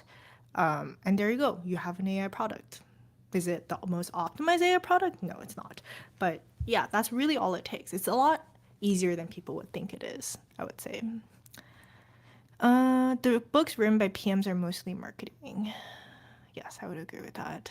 I just need a verbalization part. I listen to prime my subconscious while I'm gaming. That's very interesting. Huh. I do it when I'm just like exercising or walking around. There's only one of you, Tina. Oh, thank you. Is that a good thing or a bad thing? I don't know. Can you walk us through, so for Lonely Octopus, can you walk us through what we can expect after accepted? Do we get videos, Discord? Are we paired into groups? Do we study the same thing or our own material based on a custom study plan? Great question. So after you get accepted, you do get a custom study plan based upon what you tell us your skill levels are, what it is that you're interested in. So if you tell me that you know how to code, you know how to do these things, I'm not going to be like, yes, you have to learn how to code again. But if you're coming in complete beginner, totally cool as well, that some people do come in as complete beginners in the past as well, actually many people, then we're going to be like, well, you got first learn Python, you're going to code in Python, and then maybe catch up on the math and things like that. So it's very specific to that person, and we actually try to link it to freelance projects as well if you're interested in working on freelance projects. So say you want to work on this freelance project, then here's the things that you have to know to work on that freelance project, because we want to make sure that you don't get in a situation where you're working on a freelance project for a company and then you don't know how to do it, or you're just trying to catch up really fast. So does that make sense? It's kind of like this. Do we get videos? So there's a Discord. So it is a private Discord. We have a custom bot that does a lot of the accountability stuff. So weekly accountability, you do get paired into octopods or groups of people, so you keep each other accountable. That's also where we do like live Q&As. We also have weekly people that I bring in and doing workshops and things like that. So it's so these lunch and learns were actually based upon some of the Lonely Octopus stuff. You can say like these are more general. With the Lonely Octopus stuff, it's a group call, so it's a lot more intimate, and you're going through the workshops with people who are developing certain products. So it's much more of a interactive scenario. Yeah. So what skills do non-code prompt engineers need in order to become competitive in the job market? What is it that you want to do? So another thing, like what I've personally realized a lot, so much is actually based upon the prompt. Like if you are good at prompt engineering, you can do a lot of stuff. Like a lot of times when people go like, oh, like I can't make this thing work, it's usually because they suck at prompt engineering. So if you're gonna learn anything, I really recommend you figure that out. And then also I would just recommend plugging into, say, one of the large language models. OpenAI is usually one of my favorites because it's so easy to use compared to other stuff. Like, yes, you can have other ones as well. If you just figure that part out, it unlocks a lot of things, right? Like chaining together stuff, chaining together prompts, giving it context, like telling it to do certain things. It's actually super easy. It's like 4 lines of code, like 5 lines of code, and you're done. A lot of it is just text-based stuff. I'd say I was watching this video that said English is the new coding, and it kind of is actually. Kind of is. I like your interviews with interesting people. Thank you very much. Joe's great. I've known Joe for a while. He's really cool. He's like the coolest person. He's like, oh, like super chill. Like, yeah, just school's overrated. I'm like, you're so cool. Is there any cybersecurity work mixed into data engineering? I think there's like certain concepts of it, like a lot of the like things that you use, I use in a terminal, things like that, like Bash, which is cybersecurity related. But I'm not a data engineer, so I'm not going to pretend that I know. But a lot of like the things under the hood are things that both parties would use. I mean, I would say that for less so for data scientists, but like still knowing how to do these things on a lower level becomes very helpful. Joy, what's your criteria for selecting students for the Lonely Octopus program? Yep, great question. So the first one is pretty much like I don't really care. We don't really care that much about what you know. It's like how you're like, oh, like I don't know a lot of these things, where you know a lot of these things. That's not really what we care about. What we care about is, are you going to be a good fit so that you're able to benefit from Lonely Octopus? Like if you're coming in, you're like, I want to be able to do a freelance project on a certain topic, where like I want to do this in order to build out my portfolio so that I can go forward and use that to further my career, either as freelancer or changing a job, like whatever it should be.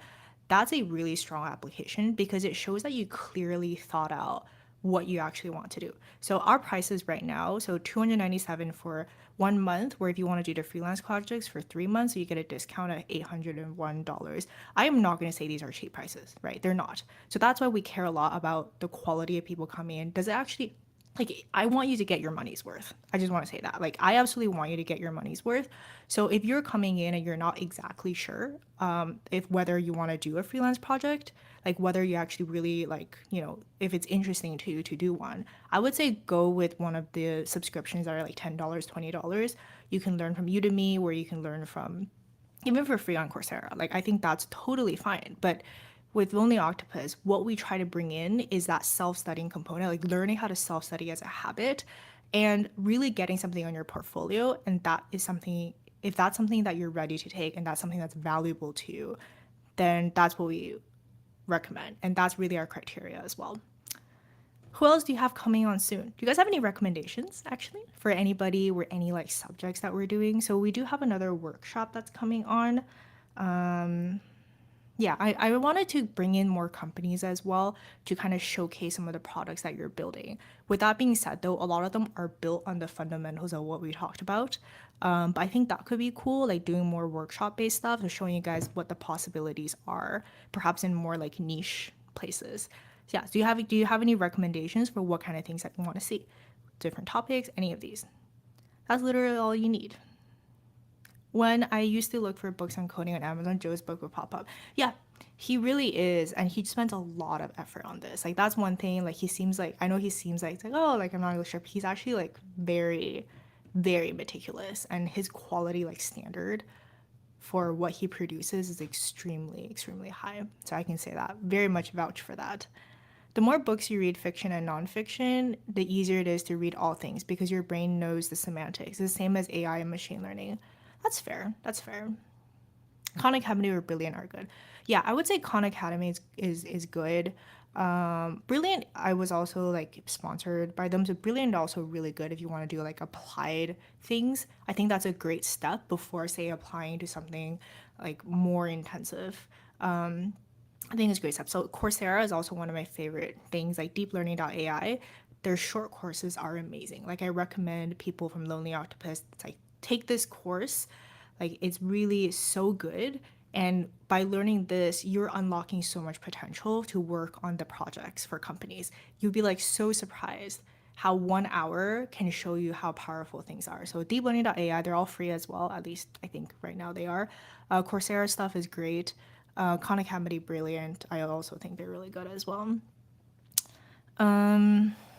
My friend who reached out for an opportunity about becoming your Chinese language scriptwriter hasn't heard from you. Does that mean you already chose someone? So no, I have not. So I will email everybody back. So sorry about that. I'm be honest with you with the Lonely Octopus launch. Like I was just like trying to like get everything together. So no, I have not. I will actually email people who did apply and I would say like, hey, like we're like found someone else. So I will apply. I will reply. So thanks for being patient with me on that one. But Joe ultimately sums it up. There are a ton of crap books out there. Supplement with audio and video, it's all learning. How have previous octopuses done projects? Do we get feedback from the group or must we get feedback from you or the project manager? So how have previous done projects? So I'm assuming you're talking about the freelance projects, right? Or we also have learning projects. So we get people, so if you're coming in, we do get you to do like learning projects first to do your skills. Is also a way for us to screen, like, do you have the skill level? Like, is there anything you need to learn first before doing a freelance project? So they do the project and they submit it, and then we would give a review. So someone from our team will give you feedback and review. You can also like share that with your octopod, like your group as well, to do that. Yeah, like you're obviously we put you into pods of people, so you're able to get feedback from each other. And also these projects, by the way, they're all like I guess if you really want to do it by yourself, you can do that. But we really encourage people to do team-based stuff because that's how it works in industry. Like it's very unlikely you're just gonna sit there by yourself and make a whole project. So we do recommend people work in groups, especially for freelance projects, because you're bringing in a lot of different expertise. Like somebody from the last cohort was super cool because somebody was coming from marketing, somebody was coming from education, and just that skill set, like all melding together, made a product that was far better than if one person was going to do it. And yeah, someone was part of like who was more from an engineering perspective, so they were able to cover those aspects while all of them are learning new things from each other. Yes, I'm good at the prompt, just don't know how to get competitive with other hard skills. I'm good at finding bugs from prompting. So again, like what is your purpose of doing this is what I'm saying. Like what is good to find out? Like what are you trying to do? Facts. Um how are you able to guarantee free lifetime subscriptions at 365 Data Science and TFA if they're not your services? So I do partner with them. And then I actually buy the subscriptions from both of them. Like I buy lifetime subscriptions, or yeah, from both of them. So that's how I'm able to give it out to everybody here. Like even with like OpenAI, all of the like costs, we do cover all of those costs because I don't want people to come in and then have to buy extra courses and just with OpenAI, like, oh, like you have to purchase this, purchase that. I don't know. So I purchase all these things, so that's how I can guarantee it. 365 keeps adding courses. What about TFA? So they both are adding courses. So TFA, Technical Freelancer Academy, is from Seattle Data Guy, so they both constantly add courses and new things as well. So since it's going to be lifetime, or if you're doing the quarterly subscription, it's going to be annual subscription. So you get like all the things that are coming in, you also get to be a part of as well. You also get to learn things. I love Joe's sarcasm, right? When I first met him, I was like, is he being serious? But the thing with Joe is that even though his sarcasm is there, he's generally being very serious about many things. He's very opinionated about specific things. And I'm like laughing and I realize he's completely serious. If we get quarterly twice, do we get lifetime bonuses too? Or is it another free year? If we get quarterly twice. I'm trying to understand this question. Do we get lifetime bonuses? So if you get quarterly twice, you get all the lifetime bonuses as well. Oh yes, I want to clarify that too if that's confusing, because the freelance projects we put them as only available for quarterly because we want to make sure that you can actually work on these freelance projects and be successful in doing them. And within a month is very hard to assess that because we do ask you to do a couple projects that are learning projects ahead of time, and it's very, very hard for that to happen in a month. So quarterly is the shortest amount of time you can do a freelance project. If you're doing, and then if you want to do quarterly twice, then you're essentially like 6 months in, and then you get all the lifetime bonuses as well. So sorry if that's like a little bit confusing, but yeah, that's how it works. Even if you do like monthly, if you're doing 3 months in total, that puts you at quarterly, right? Which is 3 months.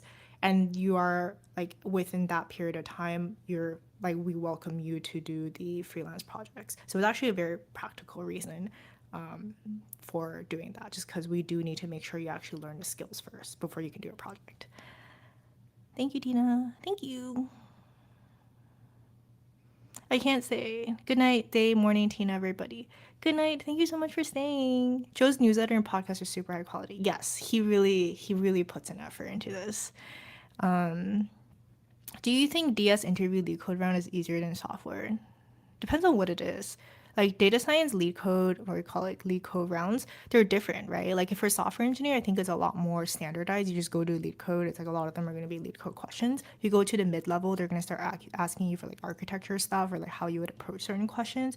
For data science, it's more like diverse. So you have to know how to code. So I would say like lead code easy questions for the coding part, but you also have to know like stats and math. the SQL stuff you need to know, how do you clean data, like machine learning, things like that. So it's kind of like less specialized, but you gotta know a lot more things because what they care about is your ability to problem solve. As data scientists, you are someone who is pretty much coming in and you're expected to figure things out with whatever tools that you have. Like sometimes when I was a data scientist, our DE, like our data engineer, just left, and guess who had to be the data engineer? I did, right? So yeah, like as a data scientist, you're really expected to cover a lot more things. While for software engineering, it's quite clear. It's like software engineers are not going to go do analysis stuff. What type of work do you think helps with developing your understanding of AI as experience? I mean, honestly, just projects. It really it comes down to that. Like I'm a really like reverse engineering type of person. So say I want to make a project about certain things where I'm working for a company, where I'm freelancing for a company for like a certain thing that they're building. I'm just gonna think about, okay, like what am I supposed to do about that? And I'm like, I don't know how to do this perhaps. So I just look it up. It's like, oh, like I can use this, I can use this API, I can use that. Here's the UI that I have to use to fulfill the requirement. I need the hallucination problem to be better. So I'm like, how can I decrease hallucinations? And then I look at like certain aspects. It's very specific to the project that you're working on. And I think it's really hard to go like, what's the most important things to learn? Because unless you start working on an actual project, you can't like think into like it's very hard to think about what could potentially go wrong or what are the issues for something. Like for example, like for one of the freelance projects, they were working on a health clinic. The hallucination is very bad, right? You can't just say random things if you're a health clinic about your health. So one of like Jinjin, all the credit goes to her. Like she figured out a way to cross-reference PubMed for it. It's like that's how she was able to control the fact that the AI wasn't just saying like random things, right? How are you supposed to have known that unless you were working on a project about that? It's very hard. Engineering, I agree. Engineering is great. Oh, wait. There's a video I really recommend you guys see, which is really cool. At least I think it's very cool. So he did a video, opportunities. It's called Opportunities in AI. Really recommend you watch this video. It was very enlightening to me, and it's helped a lot in understanding the path that AI is taking, and then also where you can be working at right now to make it like what you should be doing essentially if you want to be in this field. So I really recommend this video. It's great. If I adequately go through the courses, workshops, and complete a freelance project, can I list you as a reference? Yes, you can. And maybe even more important than listing me as a reference is whichever company that you did the freelance project for, you can list them as a reference and they can give you reviews and things as well. Sometimes people get hired.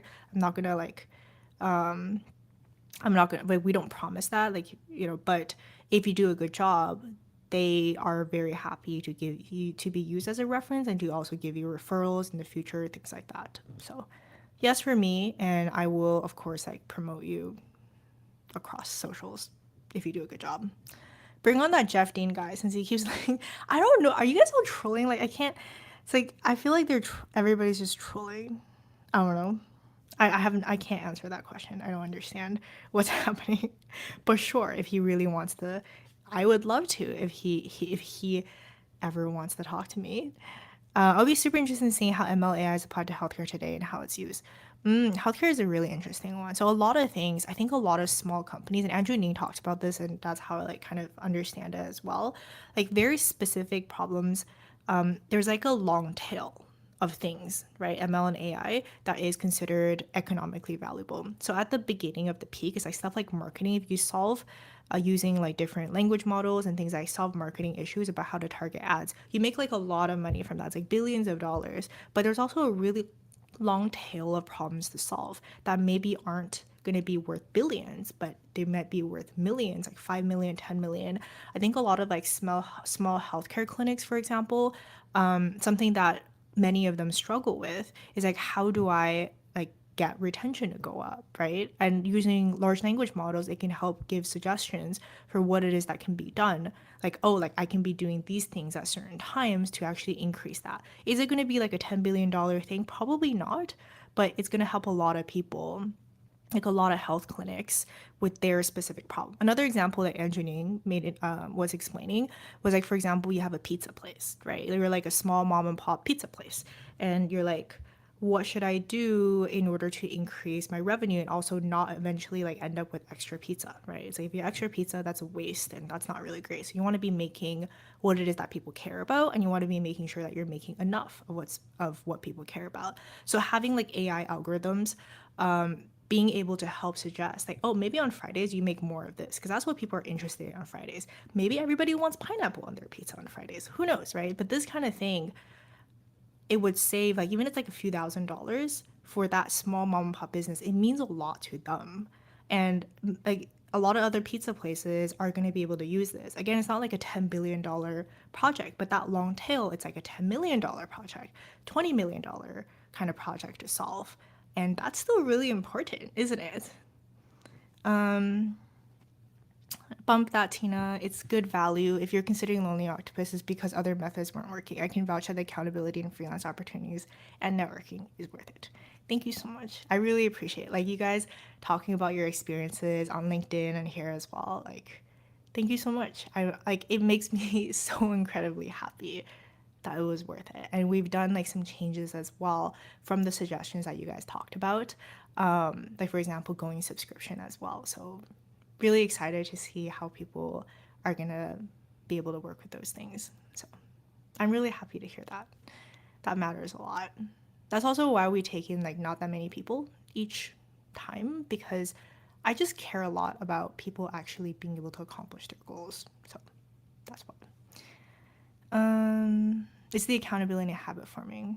Yes. I think people say like they come for the freelance projects, for like learning AI, all these things, which you do, but they stay for the accountability and habit because what use are all these resources if you're not going to use them, right? So that's where it all started.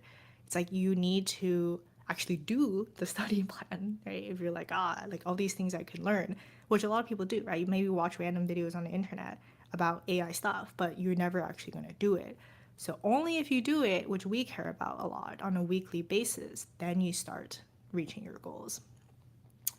Will you have courses, workshops that discuss the soft side of data science, such as managing stakeholders and driving questions or discussions? Great question. So, Technical Freelancer Academy covers a lot of that, which is absolutely brilliant. It talks about how to manage your stakeholders, how to drive questions and discussions from a course perspective. So, we do get people to learn that course in order before they start their freelance projects. Again, why like there's certain things like having 1 month is just not enough to make sure you have all the skill sets. But after you learn this, what really drives home the point is the way that the freelance projects work. So first of all, there will be a recording between me or some other consultant and a freelancer, and the client to discuss what it is that they're interested in, right?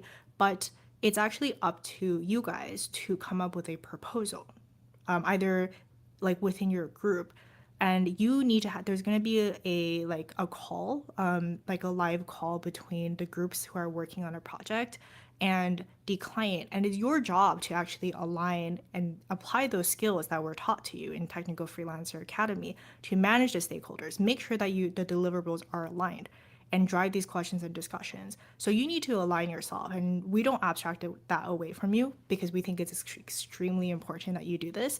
And then you go build your thing, and then you have a presentation. Sometimes the stakeholders also intervene a lot more, which that's perfectly welcome from our side. But so they'll be talking with you, and that's because generally these people they usually are actually wanting to hire people after Lonely Octopus because if the thing that you built is good, it's a low risk way of assessing you to make sure that you have these skill sets. And then if the thing that you build is good, they would love to actually hire you on or like let you do something, right? So it's a way for them to also assess you.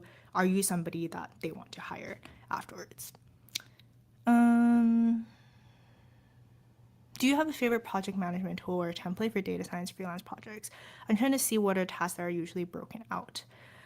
Project management, you mean like Asana or something? I mean, Asana is great, but it's like pretty generic. A lot of teams use that for, I mean, Git itself, like with smaller projects and stuff, I think it's pretty good. Oh no, I just lost all the questions. What was the question again? Template for data science freelance projects. Trying to see what are the tasks that are usually broken down. Yeah, so you get like the normal tasks. Like the companies are gonna give you data, right? And the data is probably gonna be like shit. No offense. Sometimes it's great, but usually it's like not great. Especially with like some companies, they're just like, here's my data. I don't like never looked at it before. So first of all, your job is to actually clean the data and figure out what's happening. Sometimes you go store that data in a database if that works out. And then you do the exploratory data analysis or usual stuff, like your EDA stuff.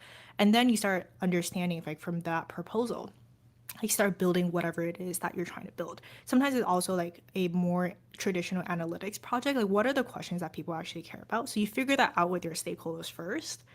So you're not just doing random things that your stakeholder doesn't care about. So I would say like that's the template. It is like I know that's a little bit general because generic, just because like I said, each project is so different depending on your stakeholder and what they actually care about.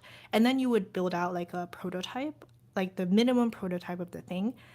Try to figure out like does this align, and then you can add on extra stuff to optimize your thing. Like maybe you build something out and it kind of works, but for example, it has a lot of issues with hallucinations. Then you think about, okay, well, like what do I do to control these hallucinations?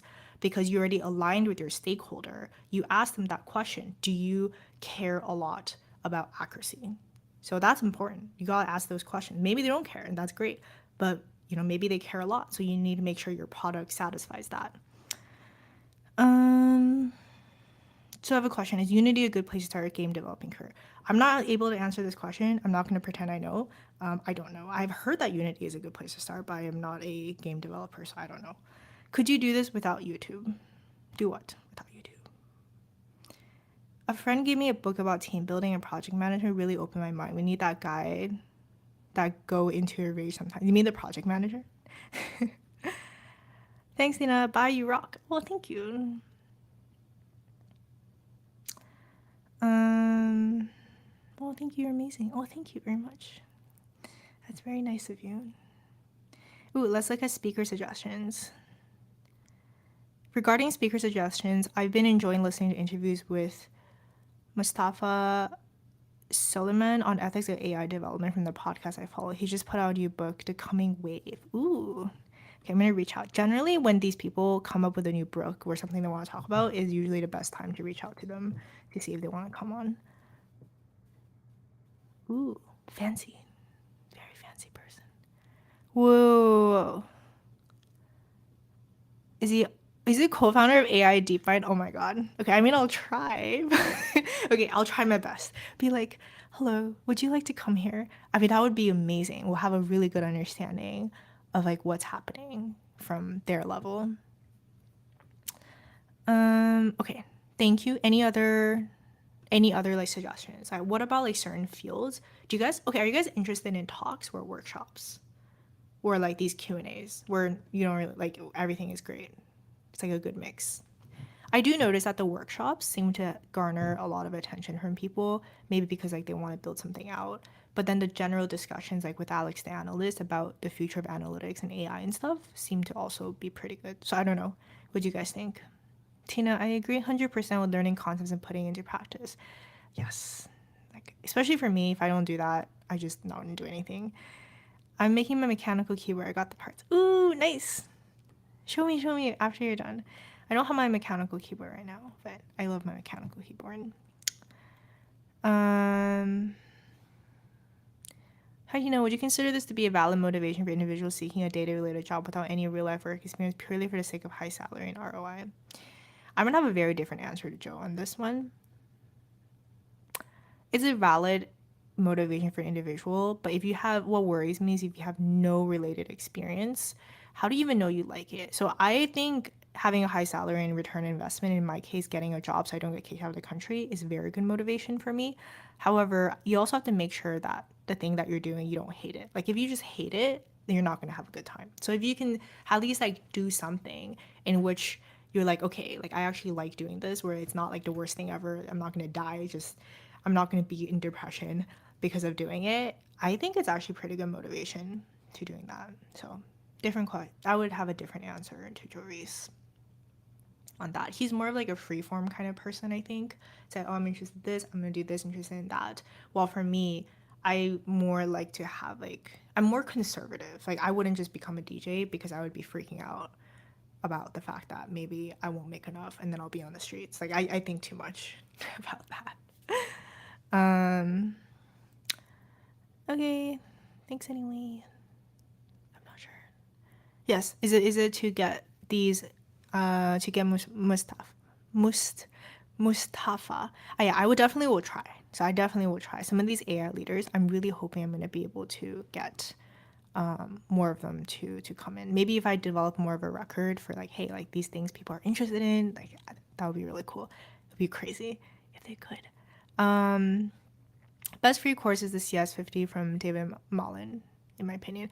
Yeah, so CS50, I think it's good if you're into like video based content. If you're more like focused on applied things, then I would personally recommend like more of the Coursera stuff or more interactive courses. But that's just me personally.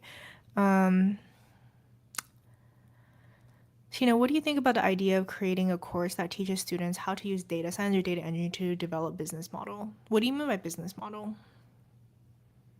Like testing out an MVP or what is it? Okay. Well, I clearly can't read. This course could cover topics such as becoming self-employed, finding clients, and creating strategies to retain them. Oh, well, Seattle Data Guy kind of did this already, which doesn't mean that you shouldn't do it, but it works. Seattle Data Guy did this with his technical freelance academy. That's why we get people to like do it for part of Lonely Octopus as well. So yeah, I think it works really well. So becoming self-employed, like where it is that you should be moving forward, I think it could be really useful. I think if you can, what I noticed in his course, it's like the more specific you can be, the better it is. So generally speaking, it's like you probably don't want to quit your job if you have nothing. So you should do that. And then start like developing these networks and relationships. So that's like very good and stuff. But if you can be more specific about how to exactly do that, like what network should you be part of, that can be really, really helpful.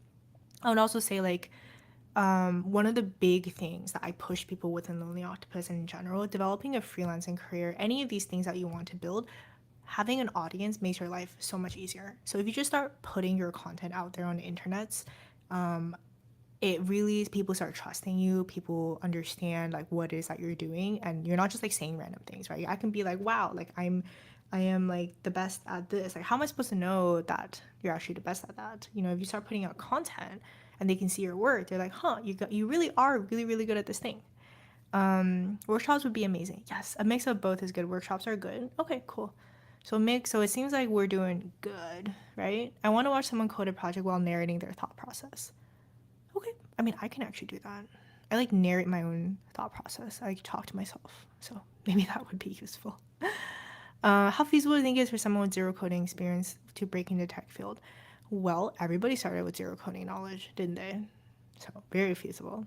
I enjoy a combination of both workshops and discussions. Cool. Okay, both workshops and discussions. So any specific topics, do just leave it. Then I will look into how to get those people on. Do you have enough for this one? What are we talking about? Enough for what? For contests like tinkering have been daily driving Linux for about 2 or 3 years now. I want to develop skills to enter tech. Yeah, absolutely. Like if you, especially if you're a tinker, it's something like just start learning things like Python, start doing these things. And if you're a tinkerer, then you're gonna get there. The comfort zone is something you should challenge as a coder. I would agree. How hard was it for you to become successful? How long did it take? I, am I successful though? That's what I ask myself every day. I'm like, am I good enough? What am I doing with my life? I mean, if you consider me successful, thank you. That's very kind of you. If you consider me successful. Um, I don't know. I don't really see myself as super successful. I would say like I'm getting there to what I want my dream to be, but I don't know if I would say like I've made it, right? Like I still worry about my finances. I still worry about whether everybody's gonna hate me on YouTube and I'm not gonna have a career on YouTube. So okay, that being said, assuming that you like, you know, what I've done, okay, what I have done is that I have created a platform and an audience. Hopefully you guys like these things that is of value, and I've created an offshoot which is Lonely Octopus that are helping implement a lot of things that I talk about. So that I think is some level of success. It was hard was it hard? It took me posting videos every single week for about 6 months before I started taking off a little bit, but I would say a year and a half for to really do that. It's hard in the sense that you really need to learn a lot. Like, you gotta push yourself a lot when you're doing it, especially on the content business. You can't just like not learn anything and say the same things over and over again. Like, at least I don't think that's good, because then you're not really adding extra value. So I spend a lot of my time like learning new things so I can make sure I'm adding extra value to stuff. And then also with Lonely Octopus, for example, marketing is like not my thing, or copywriting, I have like no idea how to do that. So then I just read a book about copywriting and I'm like, okay, like I read up this book, so I'm just gonna try my best to apply it. Do I do a great job? Probably not, but at least I got it to work. So I don't think it's easy at all. It's not easy, but if you follow a certain framework, it becomes a lot easier. So for example, Millionaire Fastlane, that's a big one for me. And then E-Myth, which is also what Joe talked about earlier, that's a really big one for me as well. In understanding how do I create a business that's more sustainable, right? I'm still learning a lot right now, like how to hire people, how to manage things, operations. But I do feel like I have the right framework for learning those things now. I mean, I've been on YouTube for 3 years, so I guess 3 years. Could you link Seattle? What? What's the question? Thank you for your advice. Oh, thank you. Any real life engineering courses online out there you recommend the best tackles behind industry big data? I think a lot of the companies like Snowflake and these companies, they actually do a really good job at teaching you. Like, yes, they're telling you to use their product and stuff, but they actually have really good products in doing this kind of like Databricks, all these different courses. I think is really helpful. Just going through one of their certifications, at least it gives you an understanding of how data engineering works. Again, I'm going to keep saying Coursera. Coursera is amazing. It's free, it's amazing, and it's done by experts. They have a really great data engineering course as well. So really recommend Coursera, checking that out. Just like one thing, don't try to do everything at the same time. Please don't be like, I'm going to get like 5 different resources. Choose one and just trust that one is going to be good because other people have said that it's good. After you learn that certain resource, then you can delve into other things. Can you talk about AI with blockchain? What specifically would you like to talk about with AI with blockchain? Non-coding courses, are there any I have learned? Huh? Sorry, I don't seem to understand that question. Thoughts on starting your own company with an AI product for experience? Watch that video from engineering, the one that I posted earlier, like opportunities in AI. He does a really good job explaining what you should be starting. So very briefly, he's basically saying like you can play at a certain level. You can like try to compete with OpenAI. Probably not going to work out for you. Where you can go like one level up, maybe you're competing with AWS, like these things, blah blah blah. But really, like where he says a lot of value is going to be coming from is specific applications of artificial intelligence to like different niches. Like the example he gave was like say pizza shops, right? Where like health clinics, the specific applications is really is where like a lot of opportunity lies. Like playing at the app space is where a lot of opportunities lie. So I was like, wow, like that was like really, that made a lot of sense after he explained it. I'm like, damn, that makes sense. So I think looking into that, he also gave an example of like people who do shipping, right? They're like, how do you use AI to get a better navigation system so that you are conserving energy, like to figure out their routes better? Like, I don't exactly understand the shipping systems, but something about how do you like conserve it so that you are like taking into account the currents, taking into account other routes, and you end up saving significant amount of energy by doing that. That's like a very specific application of AI, but it's a good industry, you know? And on that level, he says that it empowers people a lot in order to become better. And I think, yeah, watch the video. He's really good. Tech Coach Rap, oh, thank you so much. Thank you so much for supporting the channel. Thank you for the amazing content. Really appreciate it. I'm really glad to hear that. It's helpful to you guys. I really want an app where you can link emails, Almanac, and other apps. I think that would help a lot of busy people. I think Zapier does that pretty decently. Yeah, I think Zapier does that. Zapier? Is that how you pronounce it? Does it pretty well. Feeling demotivated while solving the equal questions. Oh yeah, tell me about it. not a great time in my life. I've not tackled learning a language like Python yet. It's been a bit torn on where to start. Some advice learning HTML, CSS, JSON, JavaScript, not JSON, to get into web dev, and some advice learning Rust. So what this seems like to me is that you're trying to learn too many things at the same time. All right, like this is what it feels like to me. Learn some sort of framework, HTML, CSS, start with that, and then you're like, oh, I can modify things with JavaScript. Just start with that first. Don't think so much about, I gotta learn Rust, gotta do these things. Or start with Ibrahim if he's here, his favorite thing is like Django. Start with Django, something like that. And then you will figure out what it is that you have to learn. Especially with web dev, there's so many technologies out there, like so many things out there. If you try to learn them all, you're just gonna have a bad time. Also, like, why not just take a course on Coursera, for example, like something like that, which is free, and then you at least like know something, right? Like, you at least like know something, and then that's how you can level up more. Snowflake courses are great. Also, Start Data Engineering has some great projects for anyone trying to learn DE topics. Having you start data engineering, but yeah, Snowflake courses are really good. When I first started Snowflake, I was like, everybody's talking about it. I'm like, oh, I should probably look into it. They're really good. Coursera is definitely one of the best resources. Yeah, deeplearning.ai, which is kind of related to Coursera because engineering made both, has been amazing. Like, that's how I learned a lot of AI stuff. And it's like super applied, which works well for people like me. I have learned about SAP course. Don't you know about SAP? No, not really. Is that the conference that Alex went to? Alex the analyst went to? I honestly don't know that much about it.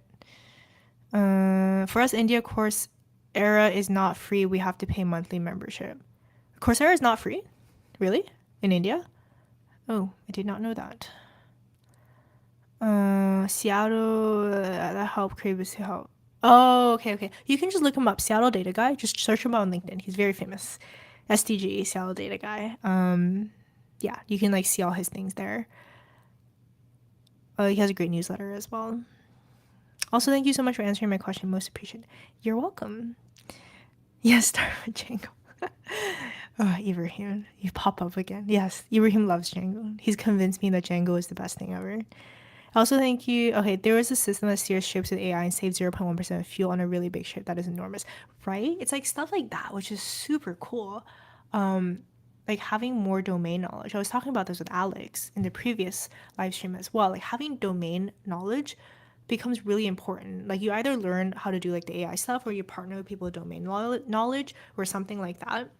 There's so many opportunities that AI enables now for you to build applications that is able to save people fuel, energy, time, all these different things. Yeah, like that was such a mind-opening thing to me.